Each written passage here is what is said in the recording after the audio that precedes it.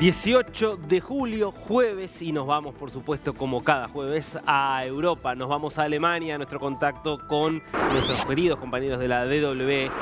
Es un placer saludarla a Juliana González. ¿Cómo está, Juliana?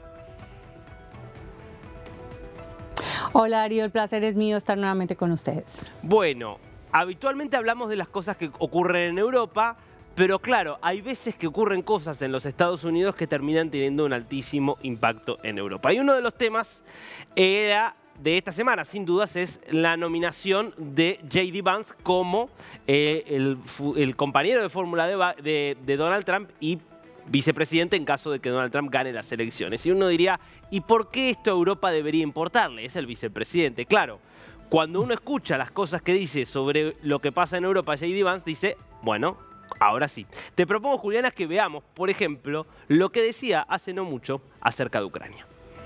I think it's ridiculous that we're focused on this border in Ukraine. I got to be honest with you, I don't really care what happens to Ukraine one way or another. I think it's ridiculous that we're focused on this border in Ukraine. I got to be honest with you, I don't really care what happens to Ukraine one way or another. Bueno, ¿qué significa para Europa que esta sea la posición del posible futuro vicepresidente de los Estados Unidos? Bueno, significa que la preocupación va en aumento precisamente, Darío, porque recordemos nomás durante el tiempo en el que estuvo congelado ese paquete de ayudas de parte de Estados Unidos para Ucrania, en el Congreso, donde hay que recordar que Vance era uno de esos grandes opositores a ese paquete de ayudas, y eso perjudicó, digamos, la capacidad de defensa de Ucrania en primera línea. Tenemos que pensar que la defensa europea depende en gran medida de esa OTAN, donde Estados Unidos juega un papel preponderante, y además Estados Unidos es ese gran auxiliador, si se quiere, de Ucrania, seguido después por países como Alemania, pero países que no tienen la misma capacidad. Vance lo ha dicho él mismo, la Bundeswehr, es decir, el ejército alemán, pues es poca cosa y no está en capacidad de defender, por ejemplo, echarse en hombros la defensa de Ucrania. Por eso que preocupan bastante esas declaraciones, porque tenemos en Vance una figura del neoproteccionismo, si se quiere, de ese aislacionismo tan fuerte, tan marcado en ese Make America Great Again, pero aquí digamos un poco en el superlativo, con el agravante que tenemos una guerra como telón de fondo que pues ya va en 2 años, y pues eso hace que los europeos miren con bastante temor en una posible elección de la dupla Trump-Vance que llegue a la Casa Blanca. Claro, considerando además que el contraste en este punto es muy fuerte con Biden, que asumió casi como una causa propia el promover la asistencia militar a Ucrania, pero incluso a toda Europa y a la OTAN. Digo, evidentemente estamos, en este caso para Europa, ante un punto de quiebre muy importante, sea uno u otro el resultado de la elección de noviembre. Sin duda, Darío, y por lo que ocurre en este momento, esos debates tan álgidos que se dan en Estados Unidos frente a la candidatura de Biden, ese pedir de varios demócratas que se retire de la carrera y ese fortalecimiento, digamos, de la campaña de Trump-Vance, que se ve por lo menos como una campaña un poco más sólida en ese sentido. De ahí que crece esa preocupación, y es que Vance no ha errado epítetos, no solamente contra Ucrania, sino también, digamos, contra Alemania en particular y contra la Unión Europea.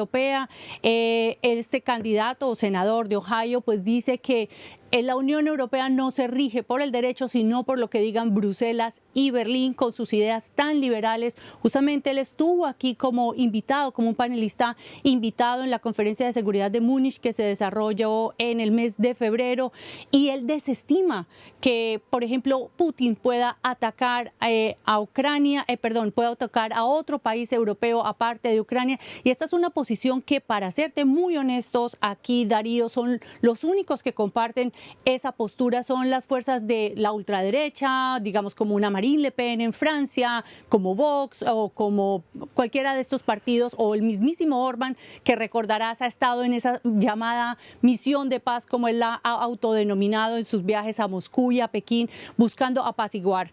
La situación aquí es que preocupa a los europeos que realmente una llegada de Trump-Vance al poder en la Casa Blanca termine en una si se quiere, capitulación, una renuncia por parte de Ucrania, porque no va a tener cómo defenderse, porque sin esa ayuda de Estados Unidos, ya lo vimos en la primavera de esta parte del hemisferio norte, pues es bastante complejo tener una capacidad de defensa real ante la agresión rusa.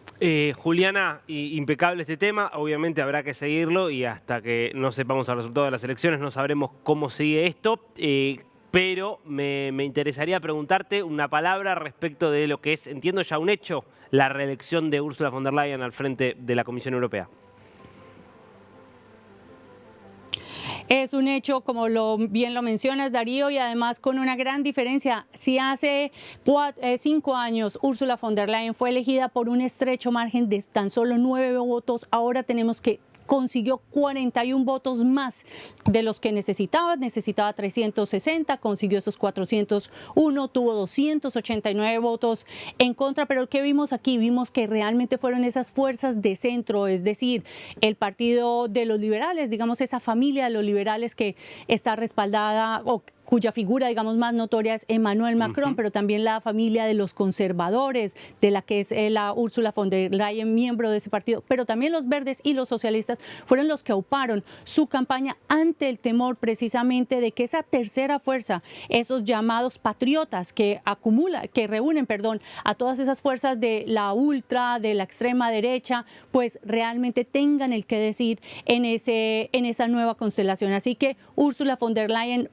viene esta vez con unas fuerzas más renovadas, se posiciona sin duda como la mujer más importante de Europa y sin duda la figura más emblemática, pese a las críticas que ha tenido, pero también aciertos, como por ejemplo la compra de la vacuna del COVID, por lo menos desde los términos de Europa, de manera conjunta, y eso la hace, digamos, como la responsable de sacar adelante un proyecto político donde haya una mayor cohesión en Europa y una menor fragmentación, digamos que es un poco la idea de esas fuerzas de derecha que, como lo mencionábamos, fueron bastante fuertes durante las elecciones al Parlamento Europeo. Bueno, impecable. Aparte, ya lo conoce por lo menos a Donald Trump, ya tuvieron que convivir un tiempo, de manera que eventualmente si tuviera que haber reelección en Estados Unidos, quizás sabe cómo manejarlo. Impecable, Juliana, nos vemos la próxima semana. Buen fin de semana. Esa es la gran pregunta, Darío. Vale, perfecto, hasta la próxima.